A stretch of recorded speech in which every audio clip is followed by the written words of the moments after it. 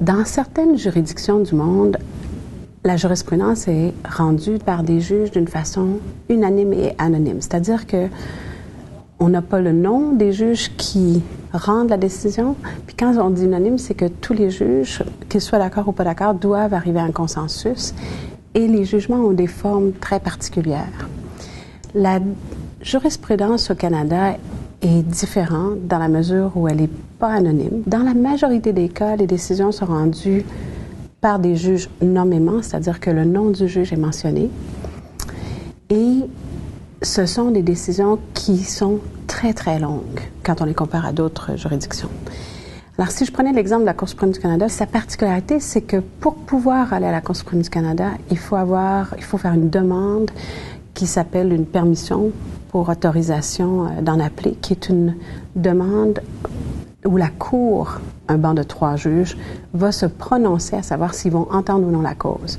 Alors, si encore une fois on fait de la comparaison, dans un système comme la France, où on entendait environ 30 000 pourvois à la Cour de cassation, à la Cour suprême du Canada, on entend seulement entre 65 et 80 pourvois. Aujourd'hui, à la Cour de cassation, on en entend plutôt 20 000. Il y a une diminution importante, mais à la Cour suprême du Canada, cette diminution-là, elle est plutôt de 65 à 80 pourvois par année, là, en moyenne. De telle sorte que les juges rendent des décisions qui sont très, très fouillées. La grande distinction, c'est qu'un jugement d'une cour comme la Cour de cassation peut avoir quelques paragraphes. Alors qu'une décision de la Cour suprême du Canada peut avoir quelques paragraphes, mais aller jusqu'à 120, 150 pages, avec plusieurs juges qui se sont prononcés sur plusieurs points et des divergences importantes, différentes perspectives. De telle sorte que pour quelqu'un qui arrive dans la juridiction pour la première fois au Canada, c'est assez frappant de voir ces jugements qui sont très, très longs.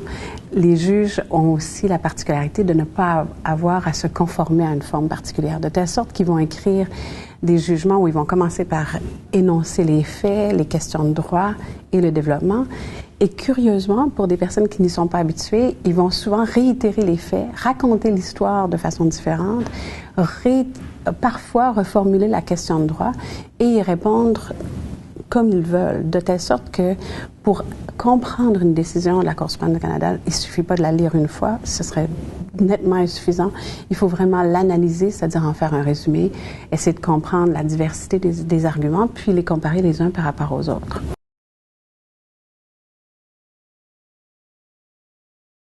La Cour suprême du Canada se prononce alors, elle a 3 façons de se prononcer. À l'unanimité, dans à peu près 60% des cas, des 65 à 80% des pourvois, elle se prononce à l'unanimité. Dans le 40%, elle va se prononcer à la majorité des voix, donc au minimum 5 sur 9, 4 sur 7 et 3 sur 5. Elle siège principalement à 9 juges. Lorsqu'elle se prononce à la majorité des voix, il y a des juges qui peuvent écrire des opinions dissidentes qui peuvent varier. Alors, ils peuvent être plusieurs dans une opinion dissidente, ils peuvent être séparés. Et on a, si vous voulez, des décisions unanimes, des décisions majoritaires et des décisions dissidentes. Il y a 2 formes d'opinion dissidente. Il y a l'opinion dissidente sur les motifs, puis l'opinion dissidente sur le résultat. Alors, la dissidence sur le résultat, c'est que la Cour n'est pas d'accord sur le résultat. Alors, par exemple, une partie de la Cour pense que la personne est coupable, alors que l'autre partie est plutôt d'avis que la personne est non coupable. Dans la dissidence sur le motif, la Cour peut arriver au même résultat, mais pour des raisons différentes. C'est-à-dire que l'argumentaire qui conduit au même résultat est tout à fait différent. C'est important de savoir qu'en français, on parle de dissidence dans les 2 cas, alors qu'en anglais, on parle d'une dissidence lorsque c'est sur le résultat et d'une concurrence, to concur est une expression en anglais qui veut dire être d'accord avec l'autre personne. On est d'accord sur le résultat, mais pas sur les raisons qui vont là. Alors, c'est important parce que au Canada, surtout à la Cour suprême du Canada, c'est l'argumentaire qui est fondamental. C'est beaucoup plus quels sont les motifs, les motivations, les raisons qui ont conduit les juges à s'exprimer.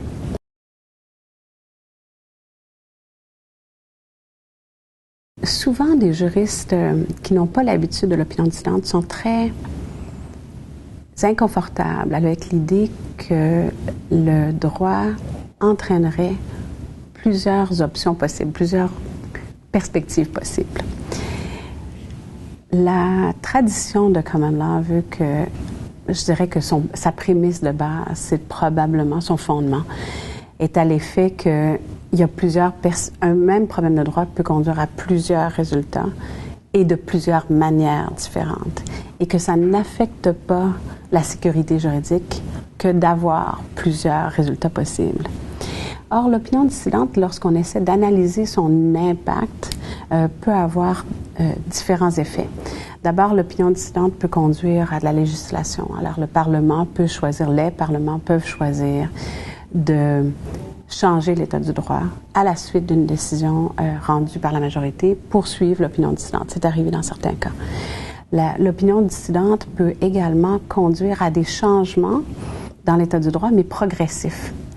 Alors, l'idée ici, c'est de faire germer dans l'opinion dissidente une autre façon de voir le droit qui éventuellement pourra être prise. Alors, des exemples qui sont peut-être parlants dans la tradition canadienne, je vais en donner un exemple en particulier, qui est l'affaire Mossop, où la juge Claire Leroux-Dubé, la plus grande dissidente de très loin de la Cour suprême du Canada, rend une décision dans laquelle elle considère qu'un couple homosexuel est considéré comme une famille au sens de la Déclaration des droits et libertés de la personne. Donc, ce n'est pas la charte, mais la déclaration, qui est, si vous voulez, l'ancêtre, mais pas constitutionnelle de la charte canadienne.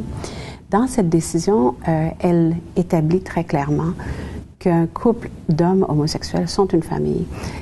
Elle est seule dans sa dissidence et l'opinion majoritaire est à l'effet qu'ils ne peuvent pas rentrer dans le statut de famille parce qu'ils sont homosexuels, qu'ils ne sont pas mariés et que ça ne rencontre pas les critères canadiens de la famille.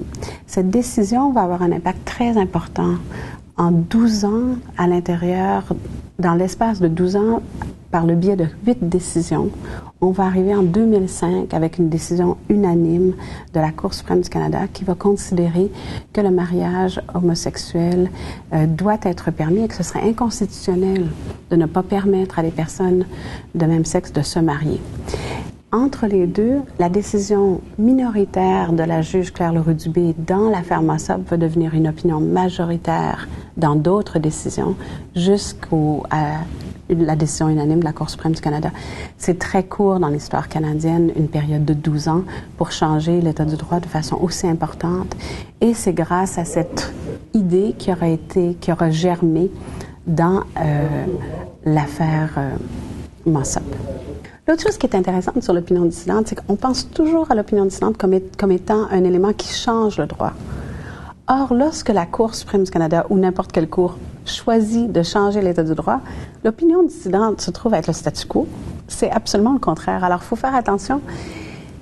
L'opinion dissidente n'est pas marquée idéologiquement à gauche ou à droite ou d'une perspective particulière. Elle va contre le courant majoritaire. Peu importe si ce courant majoritaire est un courant qui change ou si c'est un courant qui reste le même. De telle sorte que l'opinion dissidente est là pour effet de remettre en question la perspective dominante.